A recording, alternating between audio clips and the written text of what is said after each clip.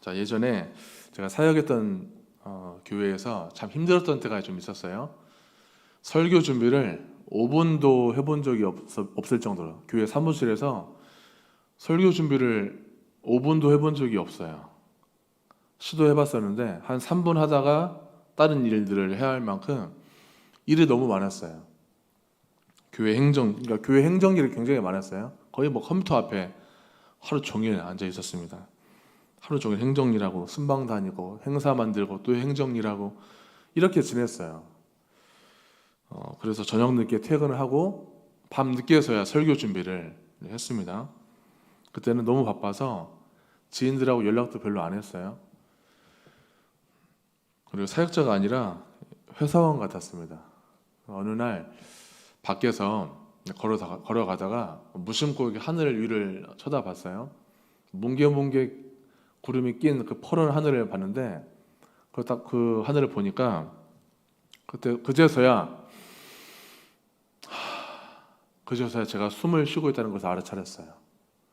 그때까지 거의 뭐 땅만 보고 컴퓨터만 보고 일만 하고 산 거예요. 분주하게 정신없이 그렇게 살았습니다. 그때서야 제가 이 몸이나 시선을 어디에 두냐에 따라서 이 기분도 전환이 되고 또 마음이 힘이 생기는 것도 알게 됐어요. 진작 좀 하늘을 볼 걸. 그만큼 여유가 없이 살게 되었습니다. 연예인 혹시 TV 프로 중에서 연예인이 자기 집을 좀 정리해 달라고 의뢰를 하면은 그 집에 가서 정리해 주는 프로그램이 있었어요. 지금은 이제 끝났는데 뭐 신박한 정리라는 예능 프로가 있었어요. 멀쩡한 방이 있는데 거기다가 물건을 막 잔뜩 쟁여놔 가지고 버리질 못해서 잔뜩 쟁여놔서 창고가 됐습니다. 그리고 집에 있는 가구나 여러 가지 물건들을 그냥 엉망으로 배치해 놨어요. 그래서 전문가의 도움을 통해서 버릴 건 다 버리고 여러 가지 가구나 물건들을 다시 재배치해서 구석구석 달라진 모습을 이제 보게 됐어요. 그 연예인이, 그 주인공이 그 모습을 보고 막 감정이 북받쳐 올랐어요. 달라진 모습을 보고. 그리고 가족들에게 방들을 다 양보했기 때문에 나만의 어떤 공간이 없었는데 정리를 하다 보니까 나만의 취미 방도 생기고 집무실도 생겼어요. 거기 또 감동을 받고 북받쳐 올렸습니다. 그러니까 매일 이 먹고 자는 집, 우리가 집 안에서 뭐 조그만 변화만 줘도 좀 새롭잖아요.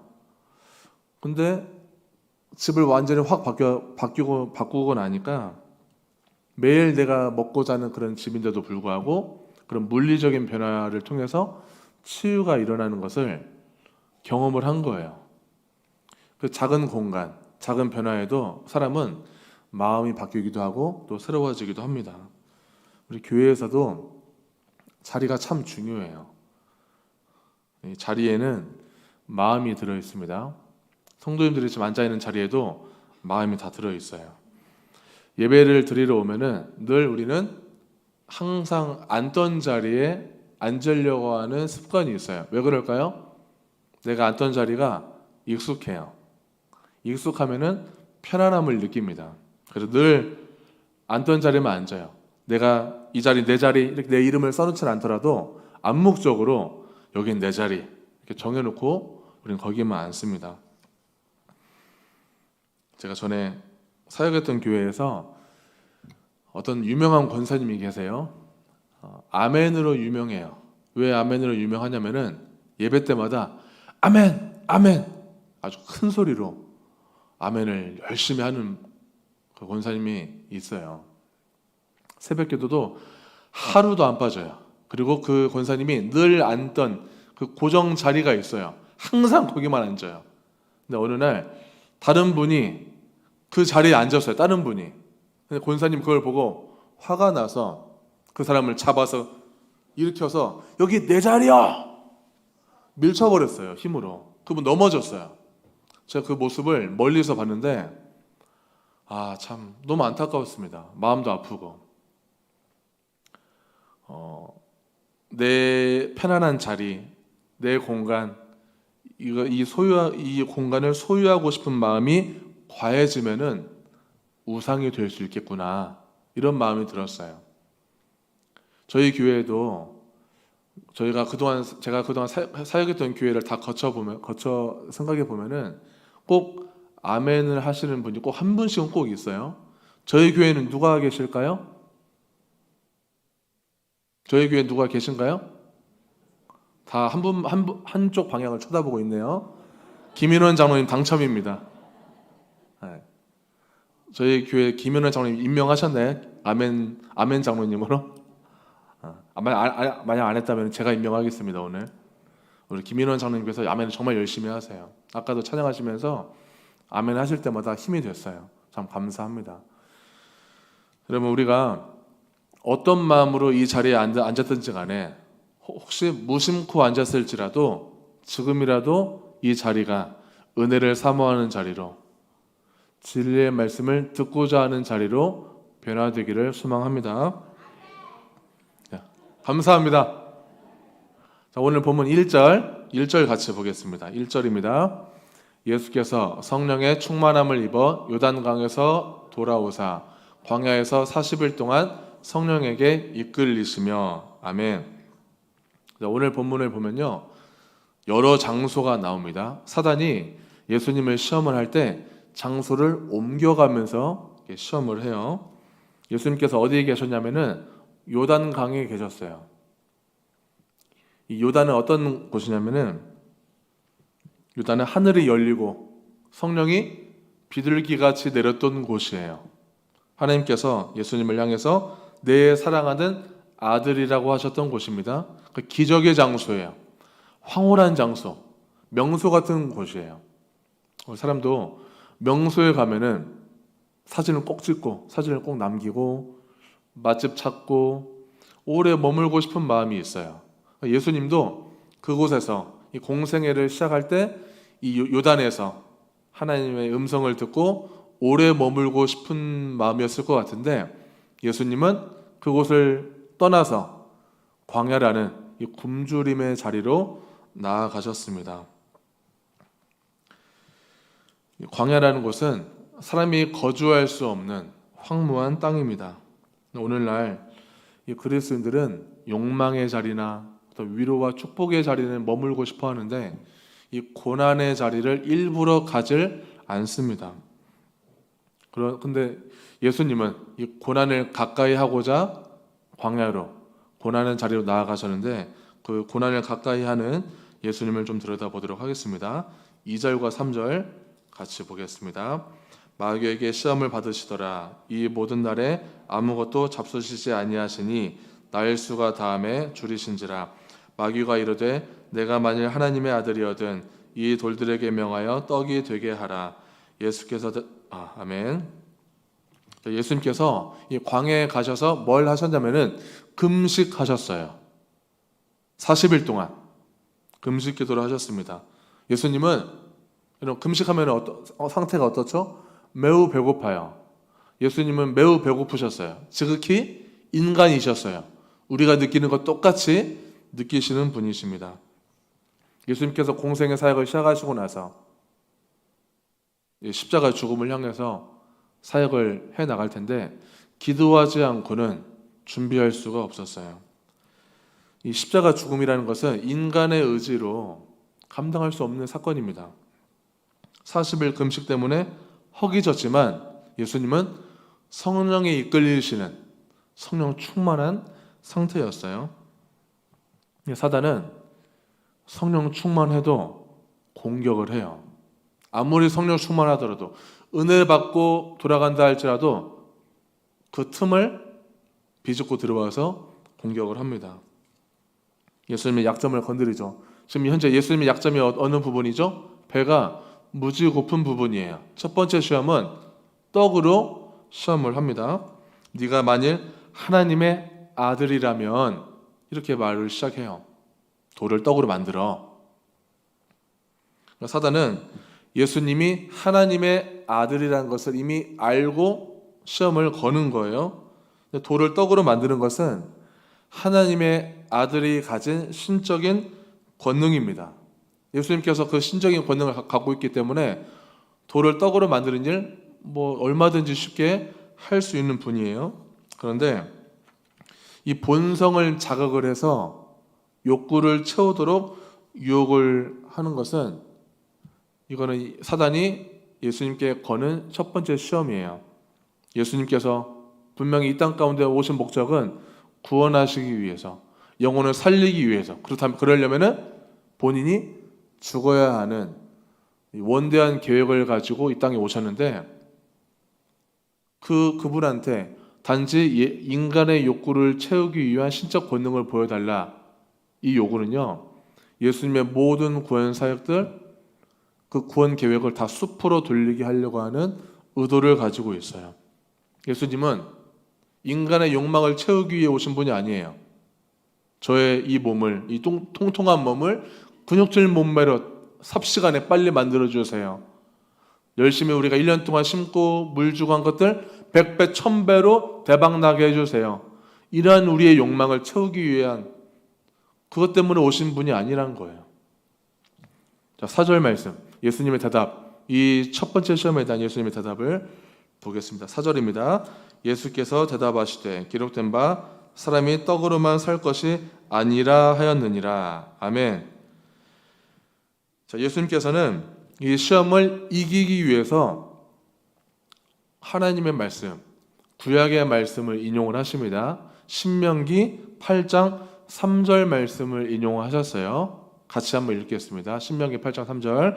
너를 낮추시며 너를 줄이게 하시며 또 너도 알지 못하며 내 열조도 알지 못하던 만나를 내게 먹이신 것은 사람이 떡으로만 사는 것이 아니요 여호와의 입에서 나오는 모든 말씀으로 사는 줄을 내가 알게 하려 하심이니라. 아멘.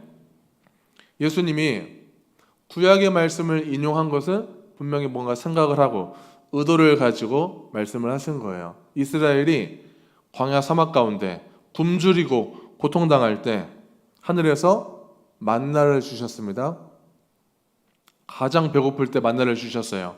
이거는 하나님께서 인간의 기본적인 욕구를 채우기 위한 의도가 아니에요. 만나를 내리신 그 하나님을 바라보게끔 하려고 하는 거예요. 만나를 내리신 저분이 누구시냐?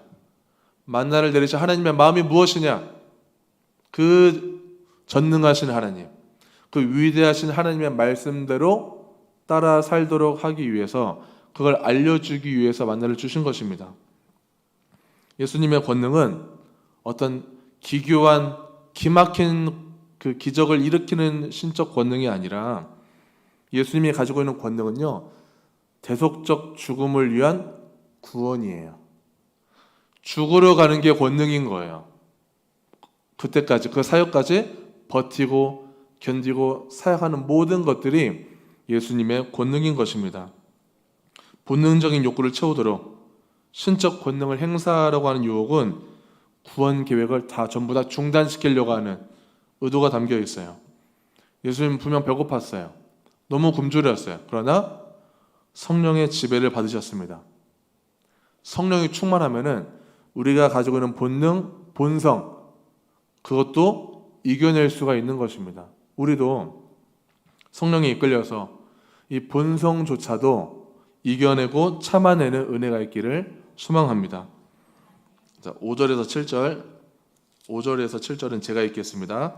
마귀가 또 예수를 이끌고 올라가서 순식간에 천하만국을 보이며 이르되 이 모든 권위와 그 영광을 내가 네게 주리라. 이것은 내게 넘겨준 것이므로 내가 원하는 자에게 주노라. 그러므로 내가 만일 내게 절하면 다 내 것이 되리라. 아멘. 아멘 하기도 좀 이상해요. 사단의 말이기 때문에. 자, 사단이 예수님을 데리고 자리를 옮깁니다. 자, 순식간에 높은 곳에 올라가서 만국을 보여줍니다. 그래서 나한테 절하면 다 네 거야.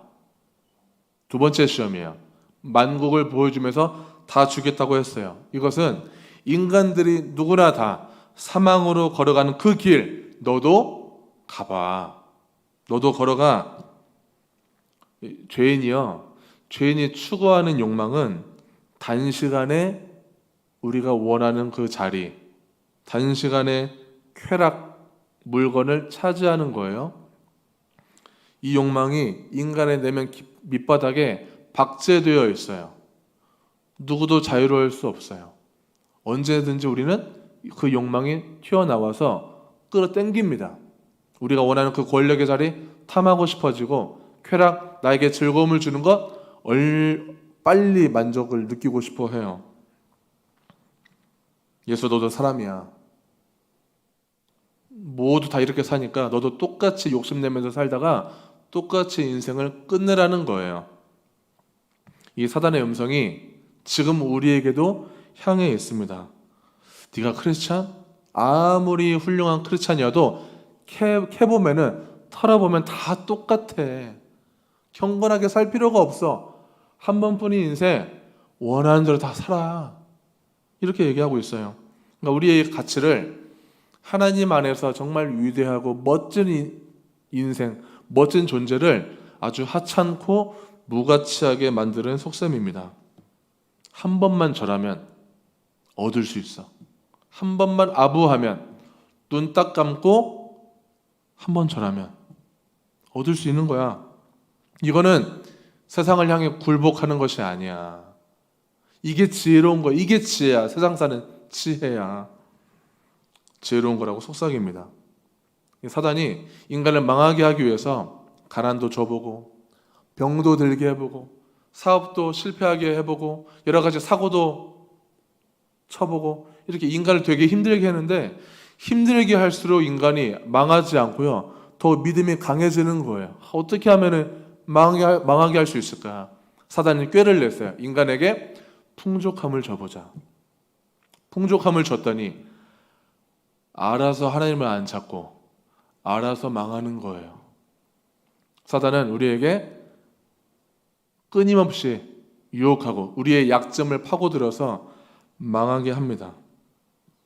예수님이 만국을 다 가져서, 모든 것을 가져서 구속사역을 잊게 만드는 거예요. 첫 번째 시험도, 두 번째 시험도, 구약에 나오는 하나님의 약속의 말씀을 전부 다 성취하지 못하게 하는 것입니다. 장소만 다르고 모양만 다르지, 시험의 모양만 다르지 의도는 하나인 거예요. 예수가 더 이상 사역하지 못하게 하는 것. 그 대속적인 죽음, 구속의 사역들 멈추게 하는 것입니다.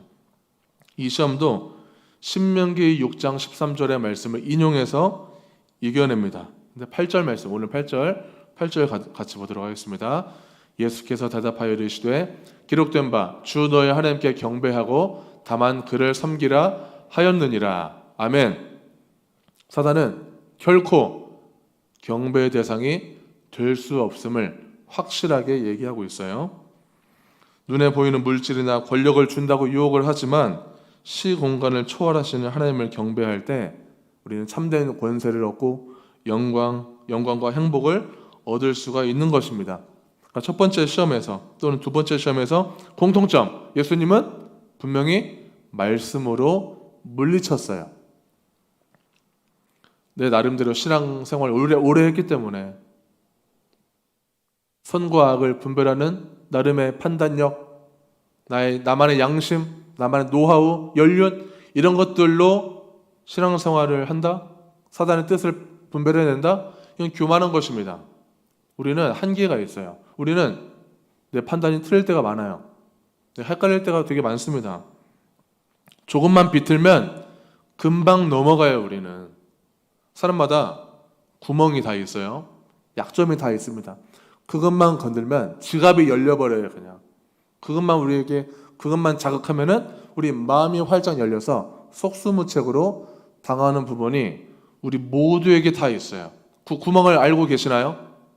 내가 가장 취약하고 연약한 부분 알고 계세요? 모른다면은 사단이 그걸 호시탐탐 가만 냅둘 리가 없어요. 우리를 넘어뜨리게 하고 죽이려고 합니다. 그러나 그 구멍을 우리가 인정했을 때, 그리고 말씀을 무장했을 때 사단의 유혹을 유일하게 이길 수 있는 무기는 하나님의 말씀인 줄로 믿습니다. 말씀을 무장하십시오. 자, 9절에서 11절 같이 보겠습니다. 또 이끌고 예루살렘으로 가서 성전 꼭대기에 세우고 이르되 내가 만일 하나님의 아들이거든 여기서 뛰어내리라. 기록되었으되 하나님이 너를 위하여 그 사자들을 명하사 너를 지키게 하시리라 하였고 또한 그들이 손으로 너를 받들어 내 발이 돌에 부딪히지 않게 하시리라 하였느니라. 아멘. 자, 또 자리를 옮깁니다. 이제 마지막 세 번째 장소예요. 성전 꼭대기에 예수님을 세워놓고 뛰어내리면 천사가 받들어 줄 거야. 이 얘기를 하면서요, 사단이 어떤 전략을 쓰냐면은 시편의 말씀을 인용을 해요. 아까 예수님께서 뭘로 물리치셨죠? 말씀으로 물리치셨어요. 구약의 말씀, 신명기의 말씀으로. 근데 이번에 세 번째 시험에서는 사단이 먼저 선수를 치는 거예요. 시편 말씀 91편 11절 12절 같이 읽어보겠습니다. 그가 너를 위하여 그의 천사들을 명령하사 내 모든 길에서 너를 지키게 하심이라. 그들이 그들의 손으로 너를 붙들어 발이 돌에 부딪히지 아니하게 하리로다. 아멘. 사단이 이 말을 써먹어요. 사단이 예수를 넘어뜨리기만 할 수 있다면은 말씀도 이용을 하는 것입니다. 네가 뛰어내려야 그 짓의 능력자가 되는 거야. 그게 진짜 하나님의 아들다운 거야. 아니요. 세상 능력을 위해서 성전에서 뛰면은 그건 불신앙인 거예요. 사단의 말에 혹해서 성전에서 뛰어내리는 그 능력을 세상에 보여주는 순간 그거는 교만이고 불신앙으로 가는 것입니다. 예수님이 걸어가야 할 그 고난의 길, 십자가의 죽음, 이것과 능력자는 대조되는 말이에요. 능력을 세상에 알리고 내 실력과 내 힘을 세상에 알리는 순간부터 우리는 모든 영광을 다 내가 받아가고 싶어 합니다. 영광을 다 받아가면요, 감당해야 할 고난들, 내가 해야 할 사명들, 사역들 전부 다 잊어버리게 만드는 거예요. 성전은 어떤 곳이죠? 성전은 예배하는 곳이에요. 사단은 이 성전을 가지고도 능력을 확인하고 힘을 발휘하는 장소로 우리의 신념을 바꿔놓는 거예요. 십자가의 의미, 부활의 기쁨, 이런 모든 의미와 기쁨들이 교회에서 사라지게 만드는 것이 사단의 뜻입니다. 주님의 살과 피를 먹으면서 그분을 기념하고 기억하고 그분의 그 감격으로 우리가 회복하는 성만찬에 참여하면서도 아무 의미 없이 성만찬에 그냥 참여하게 만들어요. 감격이 없어요. 그냥 이게 무슨 맛일까? 오늘은 맛있을까? 이 맛에 우리의 말초신경에 거기에 집중하게 만드는 거예요. 욕구만 집중하게 만듭니다. 그러면서 말씀에 의지 안 하게 만들고 새벽에 기도의 불을 꺼버리게 만듭니다. 그저 교회 안에서 내가 가지고 있는 인기가 얼마나 있는지, 내 편이 얼마나 있는지, 내가 얼마나 이 교회에서 인정받고 있는지, 내 위치가 얼마나 내가 힘을 행사할 수 있는지, 여기에 이게 중요해요. 교회가 권력의 자리가 되었어요. 정치적인 힘이 중요한 곳이 되었어요. 우리의 신앙생활을 할 때, 교회를 다닐 때 이 종교라는 카테고리 안에는 있지만 은혜라는 이 포장지 속에서 교회 안에서도 능력 위주로, 체면 위주, 뭔가 보여주기식 위주로 변질되어 가는 것이 요즘의 교회 모습입니다. 예수님은 주 너의 하나님을 시험하지 말라고 단호하게 말씀하셨어요. 주 너의 하나님을 시험하지 말라. 우리도 유혹이 올 때, 흔들릴 때 좀 선포할 필요가 있어요. 가만히 갈팡질팡하는 게 아니라 좀 소리 지를 필요가 있습니다. 구호를 외치듯이, 선포하듯이 말씀을 의지해서 선포할 필요가 있어요. 사단아 물러가라! 선포할 필요가 있습니다. 연습해 볼까요? 자, 사탄아 물러가라! 사탄아 물러가라! 우리에게 닥쳐진 모든 유혹들, 우리를 고민하게 만들고 힘들게 할 때마다 사탄아 물러가라. 예수의 이름으로 사탄아 물러가라. 이런 선포를 통해서 우리의 마음이 다시금 회복이 되고 하나님께 집중하게 되기를 바랍니다. 우리는 이런 힘이 있어요. 근데 그냥 외치는 거 말고요, 말씀에 의지하면서 선포하기를 바랍니다. 우리에게는 아까 얘기한 것처럼 약점도 있고요, 강점도 있어요. 사단은 약점도 건들고 강점도 건드려요. 강점이 곧 약점이기도 하고요, 약점이 곧 강점이기도 하기 때문에 사단은 다양한 방면으로 우리를 건듭니다. 사단의 시험은요, 예수님의 구원 사역을 망하게 하는 것입니다. 우리에게 닥쳐진 시험들, 사단이 우리에게 허락된 시험, 우리에게 자꾸만 건드는 시험들은 신앙을 잃게 만들고 분열시키고 싸우게 만들고 우리를 후퇴시키게 만드는 것입니다. 사단이 예수님을 여러 번 시험해도 안 되니까 최종 작전이 뭔 줄 아세요? 십자가 죽음 앞에서 예수를 따르고 믿는 모든 자들을, 예수를 따르는 모든 자들, 모든 믿는 자들이 예수님을 배반하게 한 거예요. 세상에 혼자 남겨진 처주로 만들어 버렸어요. 죄 없는 분이 이 중대한 범법자로 정치적인 낙인을 찍히는 일로 만들어 버렸습니다. 이거는 죽는 것보다 더한 고통인 거예요. 예수님에게 그런 고통을 가했습니다. 예수님이 기도하지 않았다면, 성령에 이끌리는 분이 아니었다면 어떻게 됐을까? 예수님은 계속 기도하셨어요. 성령 충만하셨어요. 그렇기 때문에 내 원대로 마시었고 아버지 뜻대로 하시옵소서, 이런 고백을 하면서 기꺼이 죽음에 가까이 다가갔습니다. 예수님께서는요, 사복음서 말씀에 잔치에 초대받았을 때 높은 자리 말고 어디에 앉으라고 하셨죠? 끝자리에 앉으라고 했습니다. 높은 자리를 차지해버리면은 더 높은 사람이 왔을 때 부끄러움을 당할 거라고 하셨어요. 우리가 있어야 할 자리, 우리가 머물러야 할 자리, 우리가 정말 좋아해야 할 자리는 낮은 자리입니다. 낮은 자리에서 교회를 위해서, 나라를 위해서 눈물의 기도를 뿌리는 기도의 자리를 모두 다 준비하시기를 바랍니다. 우리가 있는 자리가 익숙하고 편안한 자리, 내가 앉는 내 자리만이 아니라 눈물을 흘려야 하는 자리, 우리 교회 안에서 내 자리 하나 정도, 내 자리 한 칸 정도는 꼭 사수하시기를 바랍니다. 그 자리만큼 욕심내도 괜찮아요. 좋아요. 환영이죠. 하나님이 기뻐하실 일이에요. 교회를 위해서 기도하니까, 공동체를 위해서 기도하는 그 자리가요, 빛이 되고 그게 눈물의 씨앗이 되어서 교회를 변화시킬 줄 믿습니다. 우리의 기도 결코 하찮게 여기지 마세요. 성도님들의 기도 힘이 있습니다. 예수님께서 시험을 단호히 대처하신 것은 단지 우렁찬 목소리와 패기로 하신 것이 아닙니다. 만나를 내려주신 하나님의 말씀에 따르는, 그 말씀을 따르는 성령에서 능력이 나온 것입니다. 예수가 함께 계시니 시험이 오나 겁없네. 기쁨의 근원 되시는 예수를 잘 믿고 살아가는 저와 성도님들 다 되시기를 축원합니다. 기도하겠습니다. 하나님 아버지, 감사합니다. 우리가 머무는 장소마다, 만나는 사람마다 우리의 욕망이 작동을 하고 과하게 탐닉하지 않도록 우리에게 말씀을 내려 주옵소서. 우리에게 주신 말씀 붙잡기를 원합니다. 하나님, 다양한 모양으로 유혹해 올 때 생명의 말씀을 의지해서 선포하듯이 단호히 물리치게 하여 주시옵소서. 우리의 연약함을 인정하게 하시고 낮은 자리에서 주님을 의지할 수 있도록 도와주시옵소서.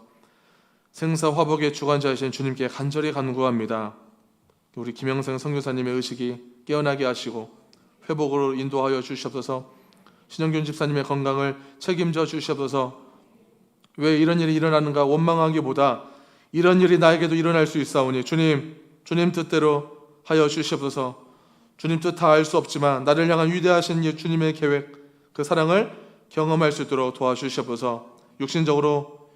육신의 질고를 입고 있는 많은 성도님들, 상한 심령들 주님 찾아가 주셔서 안수하여 주시고 치료하여 주시옵소서.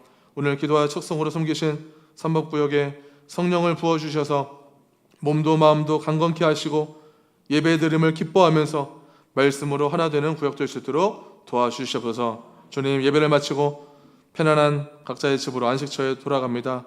돌아가서도 주님과 동행하는 자리가 될 수 있도록 역사하여 주시옵소서. 예수님의 이름으로 기도합니다. 아멘.